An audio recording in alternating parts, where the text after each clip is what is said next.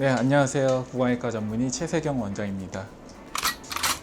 어떤 경우가 실패 원인으로 좀 일단 임플란트를 하게 되면은 보통 일주일 뒤에 실 풀고 경과 관찰을 하게 되는데, 실패하는 경우는 크게 두 가지죠. 첫 번째는 수술하고 잘 지내시다가 치과 의사가 여기 임플란트 상태가 조금 안 좋습니다, 뽑고 다시 심어야 되겠습니다 하는 경우도 있을 거고, 두 번째는 이제 임플란트 보철까지 잘 완료하고 쓰시다가 나중에 이제 갑자기 씹을 때 아프거나 흔들려서 봤더니 뿌리가 흔들려서 뽑고 다시 심어야 됩니다 하는 그런 실패도 있을 텐데, 일단 제가 조금 더 중점적으로 말씀드리고 싶은 건 처음에 심었는데 잘 안 붙은 경우예요. 그래서 아예 완성을 못 시키고 뽑고 다시 심어야 되는 경우의 원인에 대해서 좀 설명을 드릴게요. 그 원인은 크게 세 가지로 나눠볼 수 있을 것 같아요. 첫 번째는 치과 의사의 요인이 있을 거고, 두 번째는 환자의 몸 자체의 요인이 있을 거고, 마지막으로는 임플란트의 제품 자체에 문제가 있을 수도 있겠죠. 가장 큰 요인을 찾아낸 치과 의사 쪽을 보면은 첫 번째로 이제 그게 가장 큰 요인을 하는데, 사실 우리나라 치과 의사들은 진짜 기술이 좋은 편이에요. 세계에서 우리나라 치과 의사들이 하는 거 보면 다 깜짝 놀라거든요. 그래서 어느 정도 경력이 있고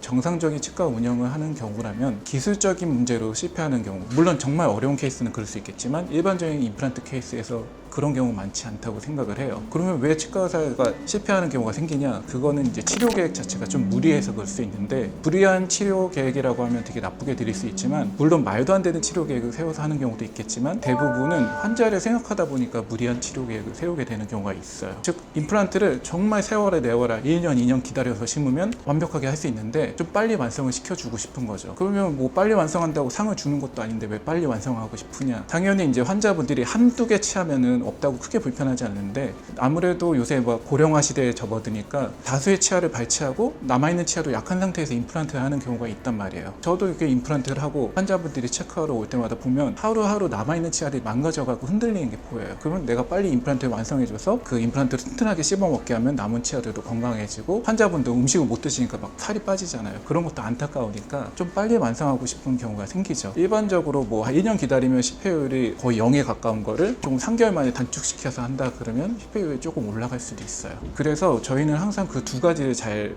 만족시켜서 해야 되는 거예요. 안정성과 빨리 완성시키는 두 가지를 적절한 단계를 잡아야 되는데, 그러기 위해서는 이제 컴퓨터 사진을 찍어서 정확한 분석도 필요하고, 회식할 때 특수한 노하우도 필요하고, 여러 가지 경험들과 그런 분석들 토대, 디지털 임플란트도 그런 게 도움이 되겠죠. 그런 것들 잘 하면은 그런 요인을 좀 줄일 수 있을 거라고 봐요. 그리고 두 번째는 이제 환자 요인인데, 당이 되게 높거나 아니면 발치한 부위가 염증이 너무 심해서 잘 안 붙는 경우도 있거든요. 사실 그거는 의사가 예측하고 해야 되는 거기 때문에 환자의 요인이라고 말하기는 좀 힘들어요. 가장 문제되는 환자 요인들은, 임플란트 수술 중에 큰 수술하는 분들은 되게 주의사항을 잘 지키는데, 한두 개 하신 분들은 별로 안 아파요. 안 아프니까 괜찮겠지 하고 술도 먹고 담배도 피우고, 그런 것들은 당연히 이제 환자 팩터에서 문제를 일으킬 수가 있겠죠. 근데 나는 이제 치료 계획도 무리하게 안 하고 환자보다 너무 주의사항을 잘 지켰어요. 근데 이유 없이 실패하는 경우가 반드시 있거든요. 그거는 임플란트 픽처 제품 자체의 문제라고 생각을 해요. 임플란트를 생산할 때 이제 이게 뼈랑 잘 붙어야 되니까 표면을 되게 거칠게 하는 처리를 하거든요. 근데 그 처리를 하고 깨끗하게 세척이 되고 멸균 상태가 되지 않으면 임플란트가 뼈랑 잘 안 붙게 돼요. 근데 이제 그 표면 처리하는 기술 자체는 국산 임플란트도 상당히 많이 좋아져서 어디에 가서 내놔도 부끄럽지 않을 만큼 좋아졌는데, 문제는 이제 100개의 제품 만든다면 100개가 균일하게 다 좋아야 되는데, 불량품이 나오는 비율이 국산이 조금 더 높을 수도 있는 것 같아요. 그냥 제가 느끼기엔. 근데 그 양이 많지는 않지만, 그런 불량적인 제품이 나오면은 아무리 수술 잘하고 환자가 주의를 잘 기울여도 뼈랑 안 붙을 수 있는 거죠. 실패 원인으로 다른 하신 말씀 또 추가하신 말씀 있으세요? 그럼 임플란트 실패하게 되면 실패율이 얼마인지 좀 궁금할 것 같긴 해요. 실패율이 보통 얼마냐?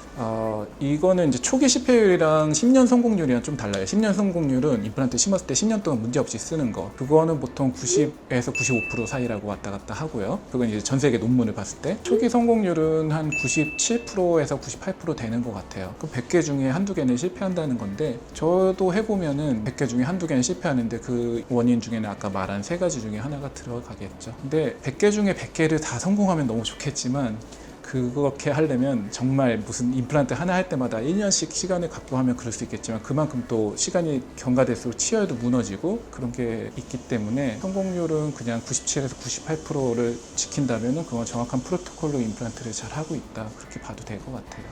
당이 있은 분들은 잘 막히니까 임플란트 심어도 피가 공급이 안 돼요. 그러면 뼈가 안 생겨요, 잘. 그런 분들은 뼈 이식을 해도 자기 뼈가 안 되니까 푸석푸석하고 또 임플란트 빠지게 되기 때문에